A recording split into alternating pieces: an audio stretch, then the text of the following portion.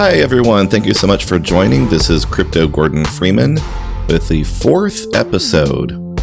Thank you so much for joining the Club 21M podcast. I'm your host, Crypto Gordon Freeman. So this is a special episode and intentionally following episode 3, which was a little bit of my commentary and thinking through recent events, always looking at our time, our place in history. Now I do want to go ahead and get into some defining of things, go into some definitions. So this should be helpful for the interested beginner, but I'm also going to look at definitions with some of my own thoughts and commentary intermingled. So instead of you're just going to do a Google search and quickly grab the same, if you're here out of an interest to learn some stuff you may or may not know, then please stick around. And as always, please, if you wouldn't mind, that'd be great. If you get something from this, I'm starting pretty much from scratch trying to grow this channel. So if you would subscribe, like, share, ring the bell. Ringing the bell means that you will know when I put another one of these things out. And sharing is probably the most important thing that you can do. If you get something from this, if you know somebody else that would benefit from learning, that would be great. And a special thanks to and shout out to Archangel Alts. So today's episode is about proof of work and proof of stake. So they're probably the two main categories of things that you'll want to understand dealing with the underlying mechanisms that are used to make all this crypto stuff work. What's running this engine across all these networks of things?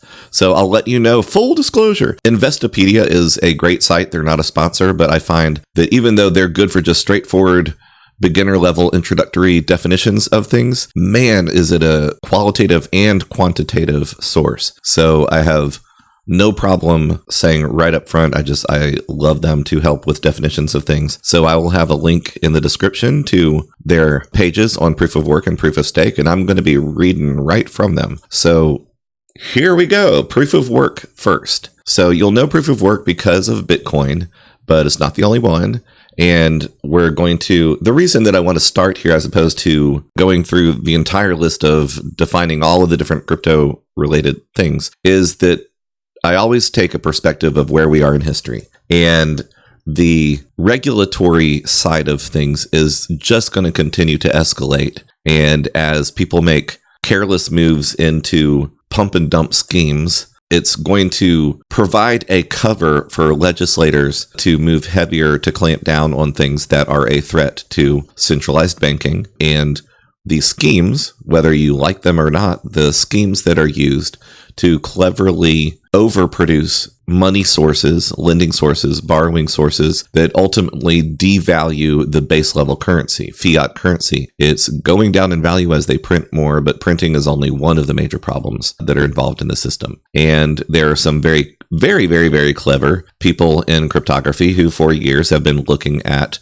why there should be, not just how, but why there should be solutions to such things in our system.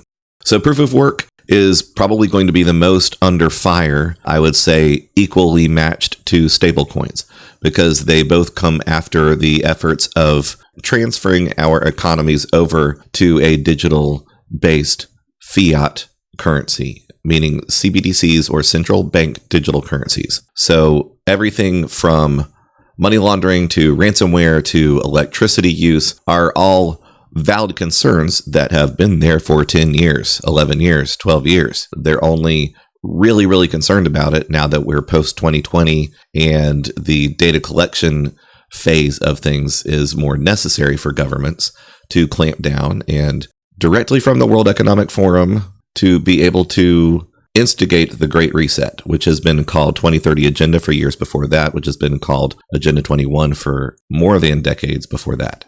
So this is not hidden stuff. This is not conspiracy theory. It's conspiratorial, real things going on, and they matter. So they're important to understand. And if you are a believer in freedom and decisions and individual property rights, lots of things that I think matter to some people, then you're going to want to understand this stuff. And this is your time to understand it. So proof of work. Proof of work describes a system that requires a non-insignificant but feasible, interesting wording, amount of effort in order to deter frivolous or malicious uses of computing power, such as sending spam mails, launching denial of service attacks. Concept was adopted and adapted into digital money by Hal Finney in 2004. through the idea of reusable proof of work using SHA-256 hashing algorithm. Hal Finney could be looked at as the grandfather of Bitcoin and subsequent cryptocurrencies. He certainly was one of the most direct, respected, and important figures in helping Bitcoin adoption when it went from, zero to being worth $1, let's say. So following its introduction in 2009, Bitcoin became the first widely adopted application of Finney's proof of work idea. Finney was also the recipient of the first Bitcoin transaction. So these are things that you would not find people debating. These are things that are based in fact. I don't think that anybody would argue against these. So we're talking about digitalized, decentralized networks of consensus. So one of the things that I'm going to draw together, proof of work and proof of stake, towards the end of this, once I have defined both of them, is to look at the difference between centralization, decentralization, and consensus. So in fact, I'm going to pull up a definition of consensus for us right now. So extremely simply put, and thank you, Google, consensus is a general agreement. One could say a consensus view. Let's not make it any more complicated than that. So proof of work is a decentralized consensus mechanism that requires members of a network to expend effort solving an arbitrary mathematical puzzle to prevent anybody from gaming the system. Proof of work is used widely in crypto, specifically mining, for validating transactions and mining new tokens. Due to proof of work, Bitcoin and other cryptocurrency transactions can be processed peer-to-peer in a secure manner without the need for a trusted third party. So we're thinking Bitcoin, Litecoin, and a lot of the early Bitcoin hard forks, new coins that wanted to come out directly on the same protocol. Proof of work at scale requires huge amounts of energy, which only increases as more miners join the network. Proof of stake was one of several novel consensus mechanisms created as an alternative to proof of work. So understanding proof of work, this explanation will focus on the proof of work as it functions in the Bitcoin network. So we're talking in a distributed ledger known as blockchain, with a record of all transactions, sequential blocks. The blockchain is the ledger, and these are sequential blocks where nobody can spend their holdings twice. So it is designed to eliminate the double spend problem. To prevent tampering, the ledger is public or distributed. An altered version would quickly be rejected by other users. So blockchain is designed for security, for efficiency, but also to make sure to reject anything that is not accurate information. So sequence is one of the protective measures that blockchain uses. The way that users detect tampering in practice is through hashes, long strings of numbers that serve as proof of work. But a given set of data through a hash function will only generate one hash. Due to the avalanche effect, however, even a tiny change to any portion of the original data will result in a totally unrecognizable hash. Whatever the size of the original data set, the hash generated by a given function will be the same length. So all of the encrypted hash function data is the exact same length, which reduces memory buildup over time. It makes it possible for them to then create, I believe, what they called Merkle trees, which is you don't have to verify every single thing at the base level structure. There's a slightly higher level structure used to verify and store everything as history proceeds. You have, hundreds of gigabytes worth of data that could become too big and slow. So Bitcoin's structure is designed to remain efficient as time goes on and more transactions happen every day. It's also capable of keeping up with faster computers, faster hard drives, etc.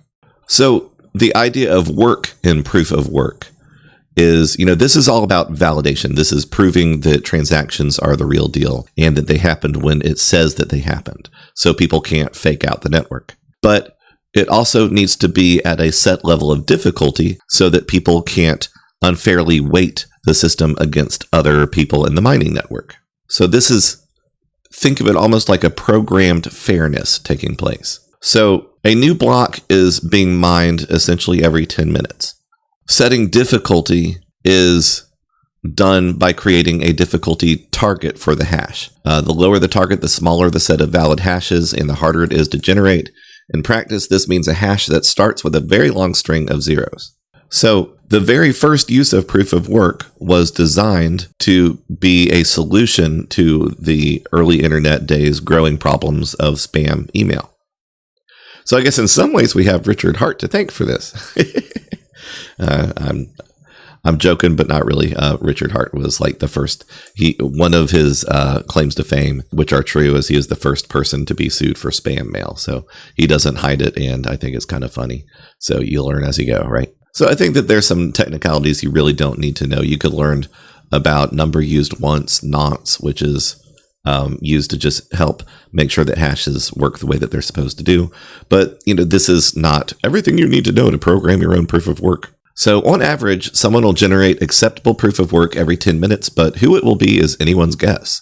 Miners pool together to increase their chances of mining blocks, which generates transaction fees and, for a limited time, a reward of newly created Bitcoins. Now, I like the way that Investopedia puts this, because this is going to be true 5 years from now, 10 years from now. The reward that is paid to those who find a block, miners who find a block, is paid in Bitcoin. That amount is going to get cut in half every 3 to 4 years. And it could be more than 4 years. It depends on the difficulty and exactly how long it takes to get to a certain block. So this is specific to proof of work in Bitcoin. Rewards are paid out in Bitcoin. They're hard to get. And as they get more tough over many, many blocks down the road, you also get paid less of them. And this is meant to scale with Moore's Law and other things that factor in the belief that as the mining network grows, there's more competition. There would be more of an industrialized type of mining as opposed to lots and lots of individuals. And as the cost goes up from thousands to tens of thousands to hundreds of thousands, millions, that you're going to have more and more need for it to be very hard for any one group to gang together to gain control of the network. So one of the misconceptions out there is that mining pools are a dangerous side effect of a good protocol, that it can lead to centralization. And I would argue in the exact opposite way. People who cannot afford to run a mining farm of their own, but they want to be in the game, will join mining pools. And somebody might have a powerful computer with a $2,000 to $3,000 GPU. I think that's a fair assessment. And want to get involved in mining Bitcoin. And there's absolutely no way they're ever going to have enough power to grab one of those blocks for themselves. So they join a mining pool where a lot of other people in the same boat can join that pool. Now, these are people who could be anywhere around the world, but they are contributing to the mining process, and they are getting a small percentage of the reward. At some point in time, all of these individuals ganged up together will be able to win a reward. So if there's 100 of them, they would be splitting 6 Bitcoins across 100 people until the next time where that's divided in half. And I think it would be, if it's 6.25 right now, then, it would be 3 and some change in a few years, a couple of years. So the point being that, let's say that there are also new operations that come out that they have a few $100,000 to invest, but they could certainly use more power than, power in the network, not just electricity, but power to move some of those blocks in their direction to win a few blocks. They're going to have to score a few times here and there in order to be able to afford all their equipment, but they're not big enough to compete against $10 million, $100 million operations. Well, why wouldn't they start up a mining pool and set up really good terms for others to add their power to the network? It's kind of the same way of looking at, cloud computing. One of the things that we risk is that if we all become dependent on a one-way process where there's somebody serving us the necessary programming on a cloud computing side of things, and we're able to run it from our side, so we get a lot of benefits from that, but we also become very dependent on the source. Where in the old days, you would get a computer, however powerful you needed to run the software that you need. So as things become cheaper and it becomes easier access to run decent computers for not a lot of money, we're willing to pay a really low subscription fee to have massive power and lots of software. But the long play over time is we're handing our dependence over to absolutely centralized groups of developers. So there are things that absolutely would be great if we had more small and medium-sized cloud companies that have lots of good servers and they have a good customer reputation to where they can compete more with the terms that a person would get with Amazon, with Google, with Microsoft. I think that there are types of centralization that are absolutely a problem. I'm just not sure that the Bitcoin mining pools are where the big issue stands. Now, if you have a weaker coin like BSV, I always put that pause there because Wright puts the BS in BSV. Bitcoin Satoshi's vision is supposed to be the, in quotes, real Bitcoin. It's not. And it just got 51% attacked, meaning that one mining group was able to take control of the network. And at one point, they grew to 92, 93% of the entire network. And I think that kind of thing can happen. That kind of centralization, let's say, can happen easier when you have less global interest in a coin. So it's not just about working proof of work to gain rewards, but it's also who shows the most reputable interest in that project. And I think that's the thing, is that when you have something that is highly centralized, like 30-40% of the Bitcoin network having been in China, and that gets banned and broken up, it could be a good thing if that equipment goes to multiple different states and even a few different countries. But is it necessarily good if the people themselves choose to leave China to go set up camp in other places? It could very possibly be an actual political play for control. It may be based on the launching of the digital yuan, and it may actually be a very clever Stalin-like kind of foreign Marxist move. So lots of things are possible in this world, and very few of those types of things would actually be the fault of the design behind proof of work.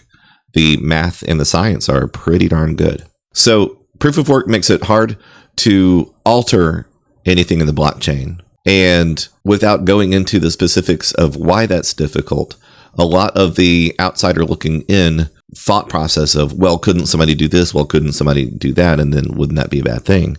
It has been designed to de-incentivize somebody to do bad things to the network.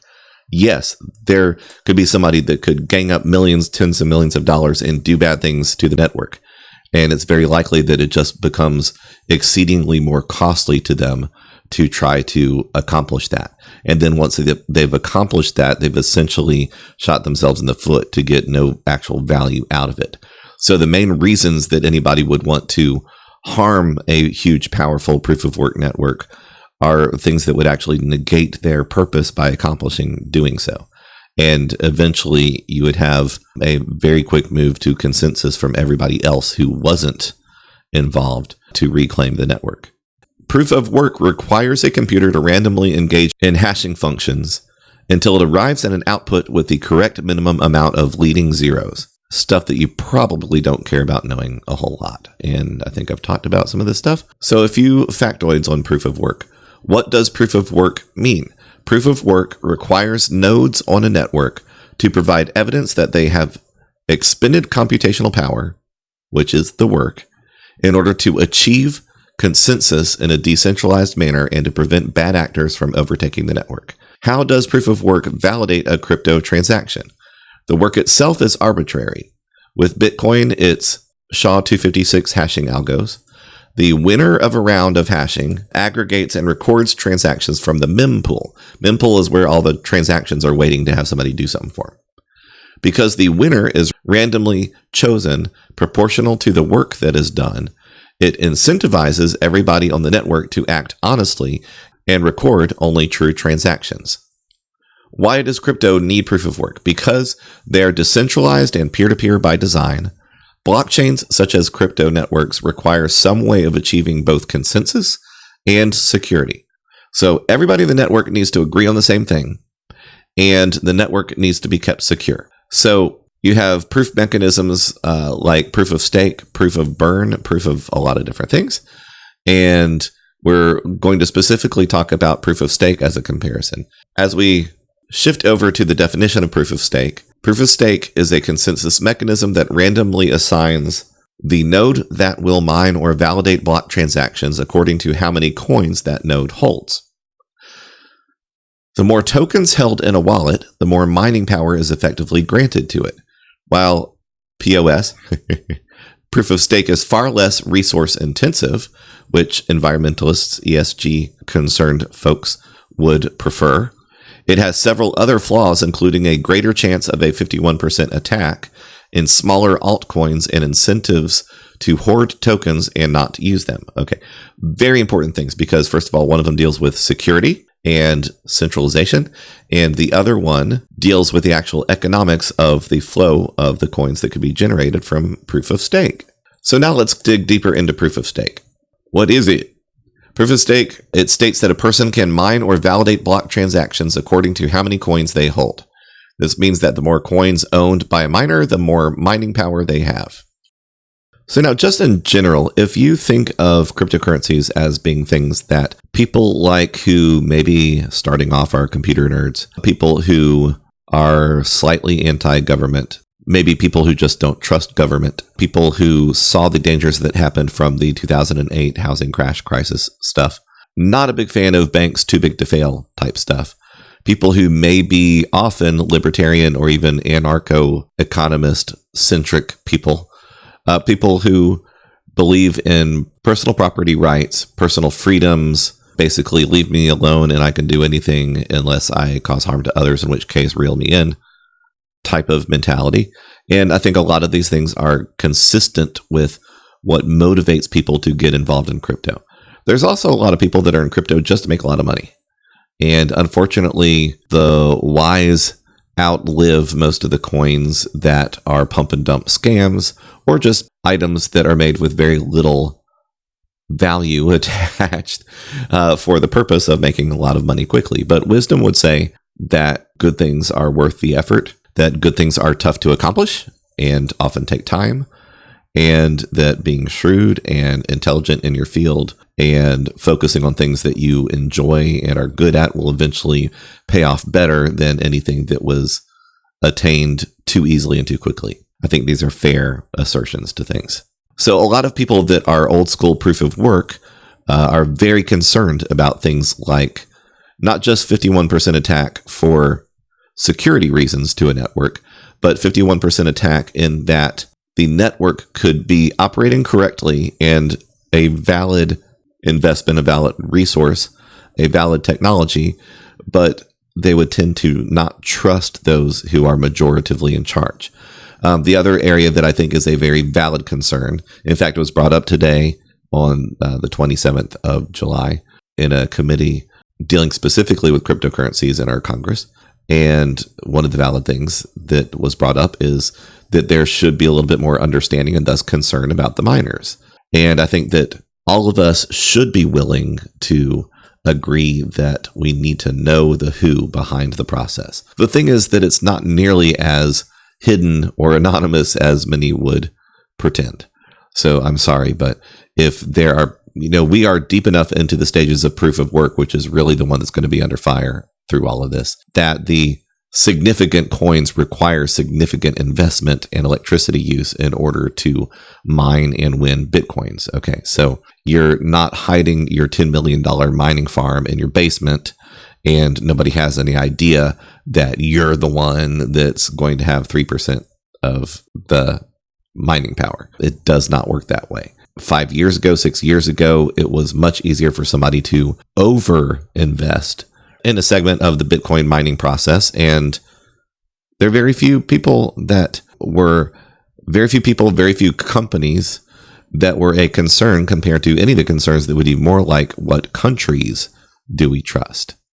And it seems very logical to me that the solution to that is for more countries to get involved. For things that countries approve budgets of hundreds of millions of dollars that we, the taxpayers, never get to see exactly what those things were spent on. The claims are that we do, but we don't. There are things that go into slush funds in hidden areas of the economy that we never fully understand or even know where the money went. But this is something that is already understood by and large as digital gold, something that is a very important store of value, no matter how you cut it. Whether Bitcoin can be used to transact, it can. Whether Bitcoin can be used more integrated into society, it can, but is it the best one? Probably not for some reasons. I'm not a Bitcoin maximalist, but I'm a realist to crypto that if you're going to understand anything about cryptocurrency, If you had to choose one, Bitcoin's the one you need to understand.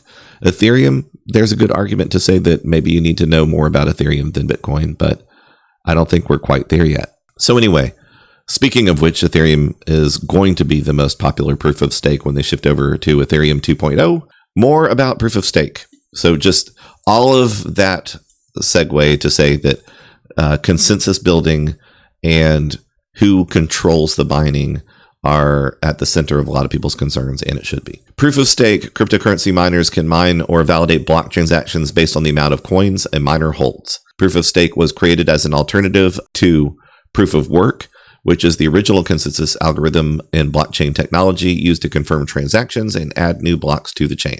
Proof of stake is seen as less risky in terms of the potential for miners to attack the network, as it structures compensation in a way that makes an attack less advantageous for the miner. And I think that that is debatable.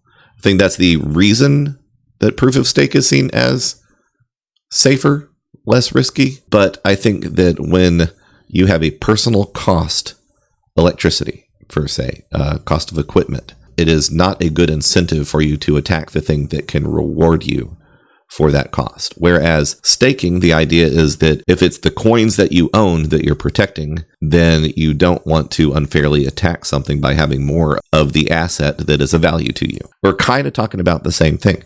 If you value the use of your hardware and your electricity, then you're not very likely to want to stab yourself in the foot that way either. But there's other elements to how the consensus is won here. I personally believe that we want decentralization by means of groups of people mining and the locations where they live. And part of that protection, unfortunately, ultimately is going to be weighed just as heavily by the support that nations give to the process. The more that governments allow the networks to run, even if they want to hand pick places that are the best energy sources for them, and all the incentives, carbon credits, all the different things that are going to happen whether we like them or not, if governments can become a friend to the technology, then even they can utilize the benefits of that aspect of the economy better.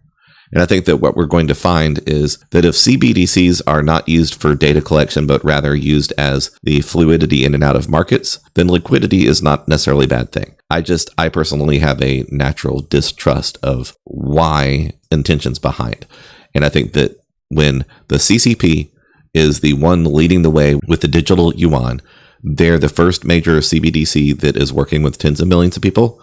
That's probably not the model of freedom, because they're not a network of freedom. They're not a country of freedom. The people can be wonderful people. There can be wonderful areas of academia. There can be wonderful areas of business, innovation. Certainly one of the more hardworking and efficient sectors in the world, but there is a government that you should rightly not trust. Understanding proof of stake. The proof of stake was created as an alternative to proof of work, designed to tackle inherent issues in the latter. Currently, only altcoins use the proof of stake concept, and that's logical enough because an altcoin is defined as anything that's not Bitcoin. When a transaction is initiated, the transaction data is fitted into a block with a maximum capacity of 1 megabyte and then duplicated across multiple computers or nodes on the network. The nodes are the administrative body of the blockchain and verify the legitimacy of the transactions in each block. Well, I really like that. That's a great sentence. Let me read that again. The nodes are the administrative body of the blockchain and verify the legitimacy of the transactions in each block. Never need to say that any better or different. To carry out verification, nodes or miners would need to solve a computational puzzle known as the proof of work problem. The first miner to decrypt each block transaction problem gets rewarded a coin. Once a block of transactions has been verified, it is added to the blockchain, a public transparent ledger. How does proof of stake address mining power? Mining requires a great deal of computational power. Running cryptographic calculations uses a lot of electricity. Proof of stake seeks to address the power consumption of proof of work by attributing mining power to the proportion of coins held by a miner. This way, instead of utilizing energy to answer proof of work puzzles, a proof of stake miner is limited to mining a percentage of transactions that is reflective of their ownership stake. For instance, a miner who owns 3% of the coins available can theoretically mine only 3% of the blocks. Now, I'll just go ahead and insert here. I told you I'm going to talk about decentralization, centralization, and consensus and the economics thereof. And one of the points that I want to make there is that proof of stake can have any kind of economic design to the actual issuance of the coins. For instance, they could say, every 30 days, we're going to distribute 1 million coins somewhere. And those are going to go to the miners. Those are going to go to the founders of the project. Those are going to dump directly onto the exchanges. They could also burn coins. They could say every however many months, days, whatever, we're going to erase a certain number of coins with the hope that eventually it will start to increase the value of the coins as we go along. You could go the Doge direction, Dogecoin, and just continue issuing more and more coins. It's kind of meant to be a joke. So, if Bitcoin is based on a capped value of 21 million coins that are likely to become very expensive over time, certainly going from a fraction of a penny to $64,000 is an example of that. Coins that have a limited cap are likely to increase in value as fewer of them are available in the network overall on the market. And coins like Dogecoin, unless that mechanism is completely changed for investor purposes only, then it's going to constantly get diluted. And the only way that value can be, the actual market value can go up, the price of it can go up, is if people do short-term pumps and then leave it alone. So that volume is very low entering into a pump. And then the only amount of volume taking place is highly manipulated to keep the cost where it left off without dropping. So the value of the network is also part of the incentive. If you think of somebody being able to buy enough Ethereum to own 5% of the network and stake those, and there's nobody else coming close to 5%, there's 4%ers, 3%ers, 2%ers, then as you acquire more Ethereum, you could potentially stake more coins. So the question would be then, if you have something that is a limited supply, or if they keep issuing, then by what rate? There's going to be different incentives for them to sell coins at market versus holding them and adding to the stake. Risks of network attack. Bitcoin uses proof of work and is susceptible to a potential, what they call a tragedy of commons, which is a future point in time when there will be fewer Bitcoin miners available due to little to no block reward for mining. The only fees that will be earned will come from transactional fees, which is also can diminish. The transaction fees will diminish over time. Users will opt to pay lower fees for their transactions. Okay. These things being true, if Bitcoin is valued in 10 years the way that it has been valued for the past almost 12, let's just say 12 years, because one of these days I'm going to look at what the actual day that it launched was. Again, 2009, December 3rd, September 9th. I have different numbers floating around my head. You guys tell me in the comments section. Yeah. If Bitcoin is valued in 10 years the way that it has been for the past 12, the likelihood that more and more people, and especially companies and countries that are involved in the network using it as part of our larger economy, are going to purchase nodes and run them. And you can run them on solar. You could run them on, 10 years from now, are there going to be better green energy sources? Probably. I hope so. Seems like there should be. Efficiency is a good thing. Manipulating people's concerns is a bad thing. But you can run a node without the expectation of being able to mine a block. You're contributing to the safety and security of the network. And there are thousands and thousands of individuals running nodes. Tiny little thing you plug in, let it boot up, let it catch up to the downloading the whole ledger, and then it's set to go. It is part of the validation network. It is there to help confirm things and to bring security to the network. People are willing to contribute their time, their equipment, and their electricity just to knowing that they are protecting their investment. It seems like a really low entry level thing when you have, let's say, you have spent a few years acquiring a few Bitcoins, and it starts to go up to being $1 million or more per Bitcoin. Remember, we're talking about the crypto that most people know, and there will never be more than 21 million of them. Is it worth a few bucks in electricity to protect your few $1 million? I think most people would say yes. Certainly businesses that are transacting in Bitcoin might be willing to spend a few bucks in electricity to protect their network. With fewer miners than required mining for coins, the network becomes more vulnerable to a 51% attack. 51% attack is when a miner or mining pool controls 51% of the computational power of the network and creates fraudulent blocks of transactions for themselves. Now, if Bitcoin peters out and stops being important over time, more and more and more so, my thought is that 51% becomes more of a concern for something that matters more. If it is the big deal, can you imagine that out of the 179 some United Nations countries, is it not possible to assume that 10, 12, 14, 30, or 40 of them would be willing to spend a few tens of millions of dollars to contribute to a network to prevent a 51% attack? Of course they would. Although it would be difficult and expensive to accumulate 51%, a miner with a 51% stake in the coin would not have it in their best interest to attack a network that they hold a majority share of. So if you frequently ask questions, proof of stake, what is it? It's a concept that a person can mine or validate block transactions according to how many coins they hold. Which coins use proof of stake? There's Pure Coin, NXT, Black Coin, Shadow Coin. I'm not sure how old this list is, but Tezos, ATOM, Atom, or Cosmos. Dash, I believe, is a proof of stake. Neo, I think, is proof of stake. If you go looking, you'll find, let's say that you're interested in only investing in proof of stake coins. Go looking, you'll find them. So could Bitcoin change to proof of stake? Logistically, there's a debate that it is near impossible Bitcoin will change to proof of stake because of some technical challenges involved in the transition, which would really disadvantage those that have put the most effort into Bitcoin right now. However, in theory, many, including the founder of Swiss cryptocurrency broker Bitcoin Suisse, predict that eventually Bitcoin will move to a proof of stake model. Who knows? It's that kind of thing is going to come down to legislation and the programmers, Bitcoin Core, the developers. So do we know proof of stake, proof of work stuff pretty well?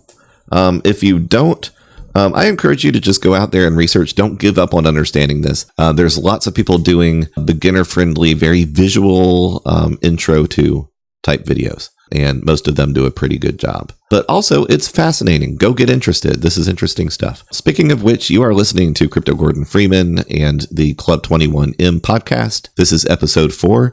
If you would please, pretty please, with sugar on top and mining all the good things for people everywhere, would you please subscribe? Would you please ring the bell, share this with others? Moving forward, decentralization is probably the highest value that people who are into cryptocurrency would hold. It is seen almost as a moral value to cryptocurrency because centralization leads to abused power in banking and governments. Decentralization is seen as the miracle invention of cryptocurrency. The most amazing breakthrough is to be able to have a network that is not run by one guy, that you can have something as powerful as gold that Bill Gates cannot accumulate all of it. You have something as powerful as a gold maker, the golden goose. You have something as powerful as the operations that find gold that cannot become so powerful that they're the only one. The network itself is so hard to game that if anybody ever finds a bug that could mess it up, it is so unlikely that they're not going to immediately introduce it to the network to have it fixed, that at this point in time, 12 years in, there are very few people that even would be able to find a bug that would not already be on the side of the mentality that they're hacking in order to make sure that it stays secure. So decentralization is the fact that you have these computers running in the network all lending a hand to make sure that things remain secure. And if Bitcoin becomes so overly regulated that it no longer can do what it's meant to do, then likely we're going to see more and more challenges in anything, including proof of stake, being able to overcome the same types of networking hurdles. Because it's not going to be about the technology, it's going to be about what technology is allowed. Let's not live in that world where we think that we, the rule makers, can make better rules than allowing something that truly could be somewhat democratized. So obviously the opposite in this thinking of decentralization would be centralization, and centralization in Bitcoin is not our friend. But there's also, there's something that Crypto Gordon Freeman, is always pointing out, but not to be confused with the harsh and sometimes idiotic voice of our legislators. Governments in power tend to want to stay in power. People that pay themselves well like to vote to pay themselves even more well, which rhymes with Orwell. But now I'd like to make a point too that most people, I would say even as much as 98.7% of people are never going to own Bitcoin unless they buy it. Okay, buying with your hard-earned dollars in a country where you're allowed to do so, why should there be anybody telling you that you cannot do that thing? Okay, so in addition, you can also earn Bitcoin by charging a fee for whatever it is that you do in Bitcoin. It's not real easy to do that if you're just starting out in something, and it's not easy to find tons of people willing to part with it. If they do know Bitcoin and own some, they're not likely to want to get rid of a lot of it. So I think El Salvador introduces a really interesting level to this stuff since they have passed a law to make Bitcoin legal tender. And we're going to see, I'm going to guess at least 5 other countries will make it before the legislation gets ridiculous, before our regulators try to ban Bitcoin and be all CCP up in here. So centralization in political terms means one thing, in society means another. And in networks like Bitcoin, Ethereum, Litecoin, all these different protocols that are being used, it means something slightly different. But it all comes down to the people that are involved. If you can have too much power, too much money, too many good resource opportunities weighted in their favor, then there can be a centralization of power, meaning that let's just look at the economy side of things. That if somebody is advantageously able to acquire more Bitcoin than everybody else, then when the whole world wants them and they have, let's say, 20% of them or something crazy like that, that would give them an enormous amount of leverage against everybody else. And maybe that's not such a good thing. So with proof of stake, the idea being that really and truly, if you're already a multi-billionaire, you could jump right in and stake a whole bunch of Ethereum right now, and your mining operation has a huge advantage. I think that it's fair to say that proof of stake does not eliminate the electricity use concerns. You can, just because proof of stake does not rely upon the difficulty setting of something like Bitcoin that is just going to use more and more energy as it goes along. That's a fair and valid argument against proof of work, is the concern about just how much electricity it uses. But with proof of stake, it doesn't mean that they couldn't increase the difficulty algorithm. It might be a necessary mechanism of controlling centralization in proof of stake. Another thing could be that they might have to program in certain levels of control in order to even out where staking is taking place, how much is centralized. There's a lot of concerns involved. But the third aspect of these things that I'm fascinated by, and you should be too, is consensus. Consensus of the network, just based on what these things are designed for, think of consensus as being the network agrees. The network agrees that a transaction is valid. The network agrees when something came in. The network agrees at the cost of something. The network agrees to allow something in to confirm it. The network agrees that this has all been done correctly. Put it in the ledger. The network agrees that somebody's trying to game this thing. Turn it down. We'll let this one time out. This one was done wrong. All these different things that are built into the code to make sure that all the stuff is done right are computers and those who own the computers giving consensus to something. Okay, there's that. Then there's consensus like really more political and societal concepts like democratization and just general democracy. Well, if you wanted 99% of people to vote in favor of something, how much different is groupthink consensus different than centralization? Okay, get with me here. Centralization, we think of it in terms of power and control and gaming a network, security problems, tyranny in governments, these types of things. Centralization is bad because one company gains a monopoly in too many different areas, just something that becomes too powerful. But consensus can essentially be centralization in a whole different form. You can have philosophical centralization. You can have a societal centralization. What if enough people can be gamed into believing something through a false sense of logic that is, by the laws of nature and science, and some would even say reason or moral code, not true? consensus may not necessarily be the right thing for certain things. So then the question becomes, should you hard code in practical deterrence from the wrong kind of consensus? So really in these networks, consensus really means that you're agreeing to the right terms so that the network works correctly. But there's also consensus through voting. And it's certainly one of the bigger deals in proof of stake, in that earning a certain number of coins earns you voting rights. And what are the kinds of things that can be voted upon? Well, only the things that are being presented. Now, whoever's programming the code to this coin and its network can say, now we don't want any of that. They could say, we're only going to allow people who stake to vote on certain things that we've already agreed to.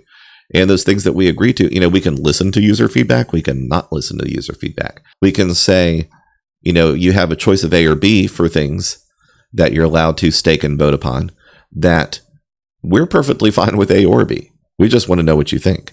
So consensus building can be important, where if you have something that is an important feature of the coin that some people are not going to go along with and others might, then you really need to get the feedback of the network itself, not what people say online, not what people claim in forums, not what people on YouTube make videos about, but the people who are actually going to be putting their time or their equipment or their electricity or all of it, including their coins and their money. You need to know what future path they're willing to take with you. So consensus is important in that sense. But keep in mind that there is still a balance of control, really and truly, no matter who has made this stuff, until you get so deep in machine learning that, Lord help us, that the computers know things about the stuff that's better than what we understand, and maybe it's not better in the way that we would determine it, but what makes only mathematical sense to them. So consensus can be very important if you need to shift from one design to another, change protocols, improve a bug, change security, reduce risk, change the value of something, change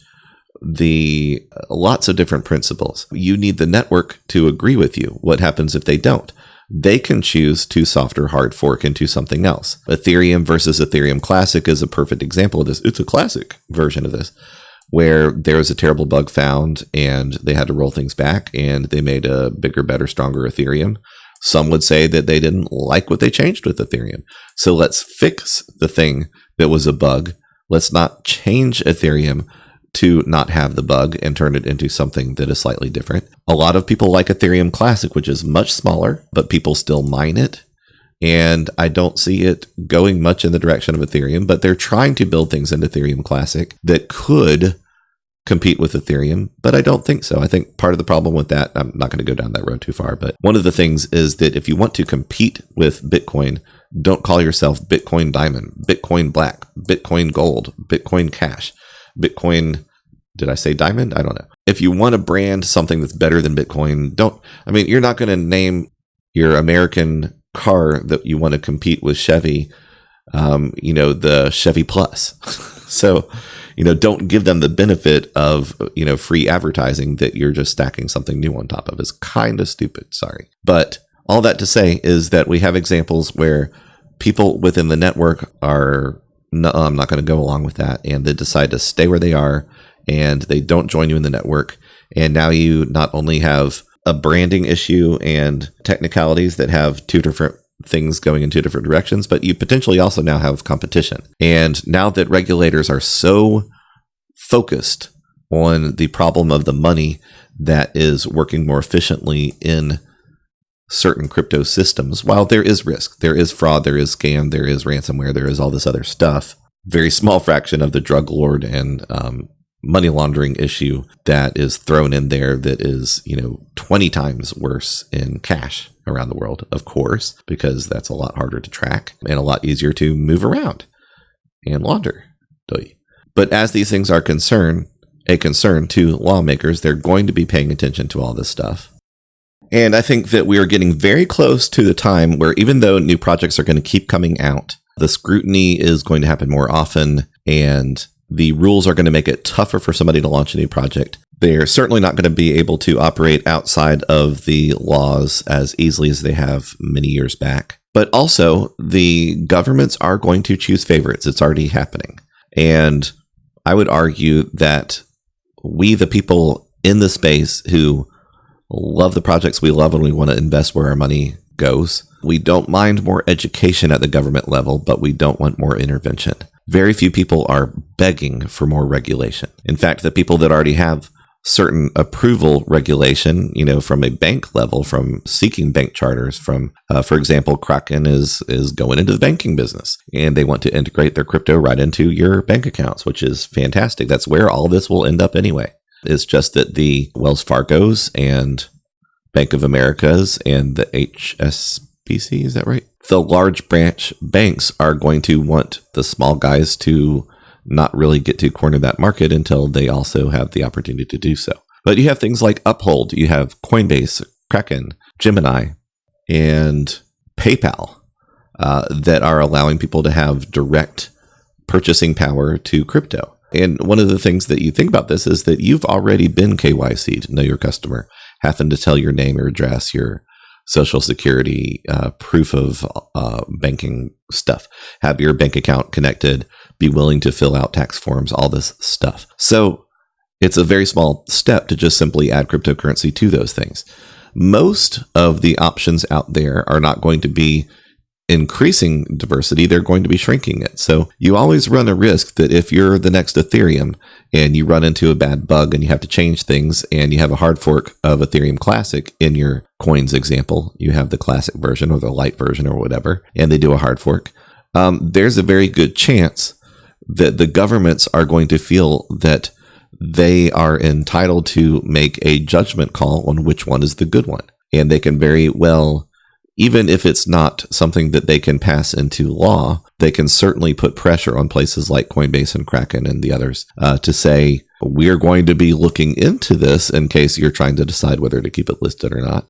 And we have seen these things happen. There are very quickly exchanges decide to move very quickly against a coin, halting deposits, withdrawals, freezing them, or stopping one direction or another, or just simply halting trading until decisions are made on legal grounds. XRP from Ripple was a very big example of that.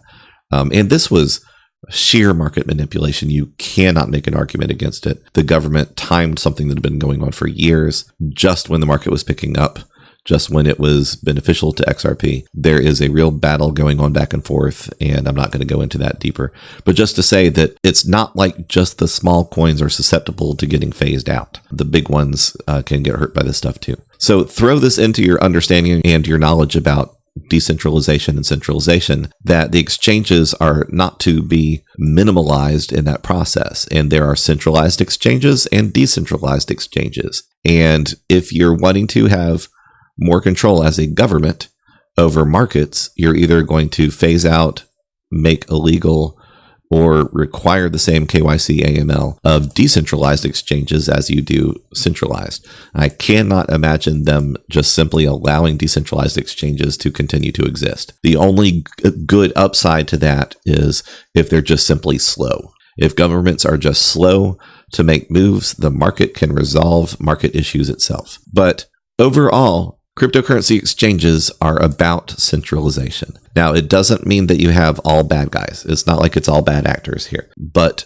there's always going to be a back and forth of investigations and probes and pushing for opening more documents and will you please dox all your customers and all these types of things. It's happening all the time.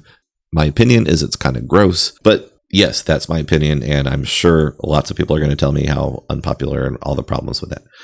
I hope that this has brought to you a proper introductory definition of proof of work, proof of stake, and the main issues, I think, in security and centralization, decentralization, and consensus, and a few thoughts popped on top for measure. So I hope that you've gained something from this. If you have, please subscribe, share, like, ring the bell. And of all things, please share. Please let people know that you're listening to this guy, and sometimes he actually says something that matters. If you really dislike me, then click the thumbs down and tell me so in the comments. If you really find this interesting, write in the comments. I want to start hearing from people, so super special, fantastic.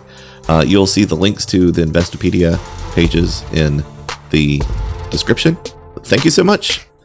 And for now, Crypto Gordon Freeman out.